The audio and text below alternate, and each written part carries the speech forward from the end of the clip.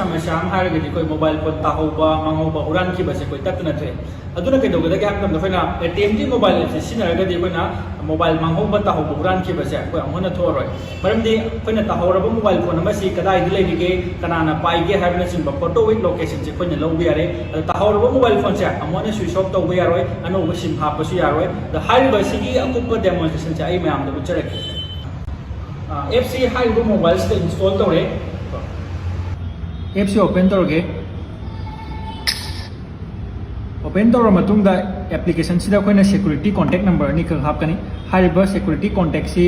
आइगी family की ओइबीआई आइगी brother sister की number नि ख आइना हापसिलानी हाइबा नंबर अनि सिनानी कंट्रोल तौगदोइसे मोबाइल फोन से कदाइदे लेरिगे कनाना पाइरिगे हाबसे अतोपा मोबाइल दिगे यारो हापकोद्रबा सिक्योरिटी कॉन्टैक्ट अनि सिने हैंडल तौगदोइनी हाइबा मोबाइल नंबर सिक्योरिटी कॉन्टैक्ट से हापे हाइबा मोबाइल फोन से हजिक मांगहौरे हैना खलसे हजिक हजिक मोबाइल से एड तौगिबा नंबर दो सिगी फोन नंबर सिने दो एड तौगिबा दु सोमदा नोटिफिकेशन लाए हाइबा मोबाइल से हजिक मांगहौरे हैना खलसे हाइबा सिक्योरिटी कॉन्टैक्ट हापबा नंबर सिदगी अइना हजिक मोबाइल फोन से अनकपदा कदाइदा लेगे हाबसे अइना थिदोनी हामदा TMT LT हाइबा मोबाइल फोन से साइलेंट खोंगानी हाइबा खोंगाइबा साइलेंट जी कोइना वॉल्यूम लेदबा वॉल्यूम लेखटबा मत यारोय अद मोबाइल से स्विच ऑफ तौनो होनरगसु स्विच ऑफ तौबा यारोय पासवर्ड हांगो हायरानी पासवर्ड तो खंगदगदि मोबाइल फोन से हांगबा यारोय अदुना मोबाइल फोन से कदाइदगी मुथतोना कांदा अखोइना हाइबा सिक्योरिटी कॉन्टैक्ट से मुथलानी अदुना मोबाइल फोन से अनकपदा लेरगदि कोइना मखोन द थिरनी मखोन सी फंगगदि कोइना मोबाइल फोन सी लेरबनी मोबाइल फोन सी फंगगदि कोइना मुथतपि यारे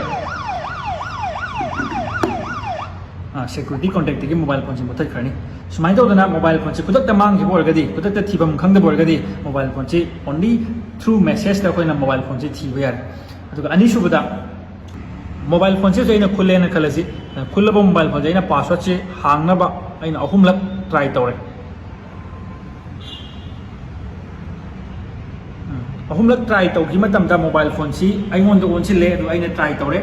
ट्राई तौ मतमदा मोबाइल से हांगदोपा यादरे मोबाइल फोन से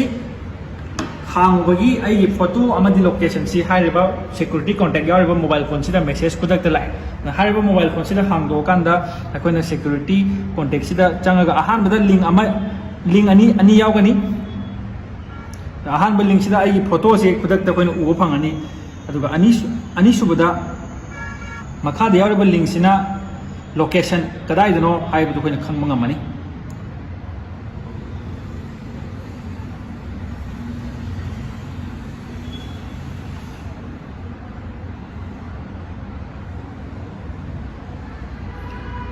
हजिक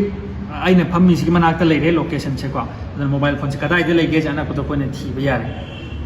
इंस्टॉल तौर मोबाइल फोन से हजिक मांगहौरेना खलसी मांगहौर मोबाइल फोन से माना खुले खुलब मोबाइल फोन से कदाइद लेगे है सिक्योरिटी कॉन्टैक्ट लेगे ट्रैक तौर येंसी असुमना मेसेज से इरनी को ATM की ट्रैक अना मेसेज इरनी हर मेसेज अइना मांग्रब मोबाइल फोन की कॉन्टैक्ट नंबर से मेसेज थाजिलनी मेसेज था मेसेज हेक ममोंद योबगा मोबाइल पाइब मी अमदी मागी लोकेशन से आई मोबाइल फोन से लानी आई मोबाइल फोन से मेसेज लाए सी मांगहौर मोबाइल फोन से कदाइद लेगे है लिंक अनि यावनी अहानब लिंक से फोटो नि अनि सुबगी लोकेशन अहानब लिंक से नमे को अहानब मोबाइल फोन से कना पाइगे है हजिक पाइरिबा मीसिगी मोबाइल पाइरिबा मीसिगी फोटो से लेरे अदुगा अनिसुबदा पाइरिबा मीसिगी लोकेशन से कदाइद लेगे है कोइना उ फंगनी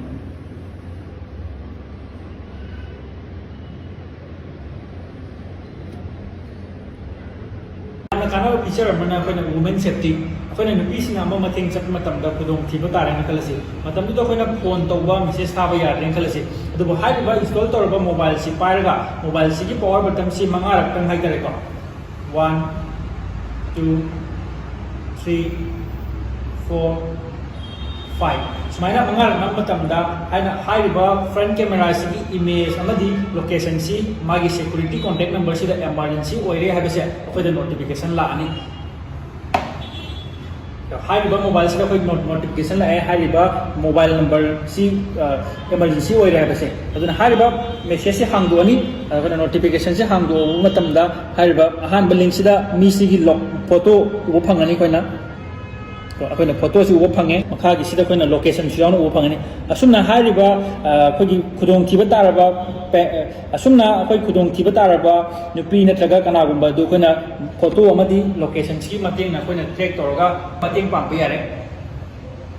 ꯑꯗꯨꯒ ꯑꯩꯈꯣꯏ ꯃꯤꯌꯥꯝ ꯇꯤꯟꯕ ꯃꯐꯝꯗ ꯆꯠꯄ ꯃꯇꯝꯗ ꯀꯅꯥꯒꯨꯝꯕꯅ ꯑꯩꯈꯣꯏ ꯃꯣꯕꯥꯏꯜꯁꯤ ꯄꯣꯀꯦꯠꯇꯒꯤ ꯍꯨꯔꯥꯟꯈꯤꯕ ꯊꯦꯡꯅꯩ ꯑꯗꯨꯅ ꯑꯩꯈꯣꯏꯅ ꯍꯥꯏꯔꯤꯕꯁꯤ ꯑꯩꯈꯣꯏꯅ ꯐꯤꯆꯔ ꯑꯃ ꯃꯣꯕꯥꯏꯜ ꯑꯦꯞꯁꯤꯗ ꯌꯥꯎꯏ ꯄꯤꯛ ꯄꯣꯀꯦꯠ ꯐꯤꯆꯔꯁꯤ ꯑꯩꯈꯣꯏꯅ ꯁꯦꯟꯁꯔꯁꯤ ꯑꯦꯛꯇꯤꯚꯦꯠ ꯇꯧꯔꯒ ꯑꯩꯈꯣꯏꯅ ꯃꯣꯕꯥꯏꯜꯁꯤ ꯍꯥꯞꯄꯅꯤ ꯍꯥꯞꯄ ꯀꯥꯟꯗ ꯑꯩꯈꯣꯏꯅ ꯃꯣꯕꯥꯏꯜꯁꯤ ꯀꯔꯤꯒꯨꯝꯕ ꯇꯛ ꯁꯠꯂꯨꯕ ꯃꯇꯝꯗ ꯃꯣꯕꯥꯏꯜꯁꯤ ꯈꯣꯡꯉꯛꯑꯅꯤ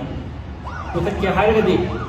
ꯚꯣꯂꯨꯝ ꯂꯩꯗꯕ ꯐꯣꯟ ꯁ꯭ꯋꯤꯆ ꯑꯣꯐ ꯇꯧꯕꯅ ꯌꯥꯔꯔꯣꯏ ꯀꯅꯥꯝꯇꯅ ꯃꯨꯊꯠꯄ ꯉꯝꯃꯔꯣꯏ ꯃꯨꯊꯠꯀꯗꯣꯏꯁꯤ ꯑꯩꯅ ꯄꯤꯟ ꯑꯃꯈꯛ ꯁꯦꯠ ꯇꯧꯏ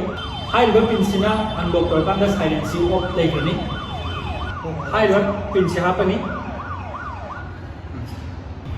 ꯑꯗꯨꯅ ꯑꯩꯈꯣꯏꯅ ꯃꯣꯕꯥꯏꯜ ꯐꯣꯟꯁꯤ ꯃꯥꯡꯈꯤꯕ ꯇꯥꯍꯧꯕ ꯍꯨꯔꯥꯟꯕꯗꯒꯤ ꯀꯟꯅꯕꯒꯤꯗꯃꯛꯇ AT&T ꯃꯣꯕꯥꯏꯜ ꯑꯦꯞꯁꯤ ꯏꯟꯁꯇꯣꯜ ꯇꯧꯔꯀꯥꯟꯗ ꯗꯤꯐꯔꯦꯟట్ 25 ꯐꯤꯆꯔꯁꯦ ꯑꯦꯛꯇꯤꯚꯦꯠ ꯇꯧꯕ ꯃꯇꯝꯗ ꯑꯗꯣꯝꯒꯤ ꯃꯣꯕꯥꯏꯜ ꯐꯣꯟꯗꯣ ꯑꯃꯨꯛ ꯃꯥꯡꯉꯔꯣꯏ ꯍꯥꯏꯔꯤꯕꯁꯤ ꯑꯣꯟꯂꯤ 599ꯗ ꯑꯦꯛꯇꯤꯚꯦꯠ ꯇꯧꯔꯀꯥꯟꯗ ꯑꯗꯣꯝꯒꯤ ꯃꯣꯕꯥꯏꯜ ꯑꯗꯨ ꯁꯦꯀ꯭ꯌꯣꯔ ꯑꯣꯏꯅ ꯊꯝꯕꯤꯌꯨ ꯂꯣꯏꯅꯅ ꯑꯀꯨꯞꯄ ꯃꯔꯣꯜ ꯈꯪꯅꯕꯒꯤꯗꯃꯛꯇ ꯃꯣꯕꯥꯏꯜ ꯅꯝꯕꯔ ꯑꯁꯤꯗ ꯀꯟꯇꯦꯛ ꯇꯧꯕꯤꯌꯨ